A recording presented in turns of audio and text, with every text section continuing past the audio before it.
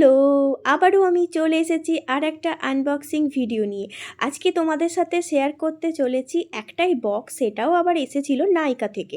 তো এই বড় বক্সটার মধ্যে কি আছে আমি নিজেও জানি না, কি রয়েছে আর কি, সেটাই তোমাদের সাথে শেয়ার করতে চলেছি। চলো বক্সটা খোলা যাক।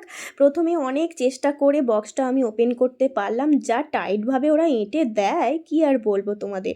তো প্রথমেই দেখো আমার ঠাকুমার ঝুলি থেকে বেরিয়েছিল নাইকার একটা বডি মিস্ট।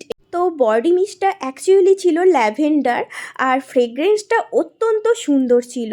তারপরে যেটা আমি ওপেন করেছিলাম সেটা হলো লোটাসের একটা লিপ বাম, এটা ওয়াটারমেলন ফ্লেভারে।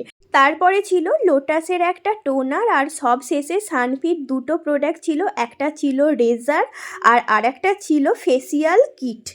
তো যাই হোক, বক্সের সমস্ত জিনিস তোমাদের সাথে শেয়ার করে দিলাম। That's it, by.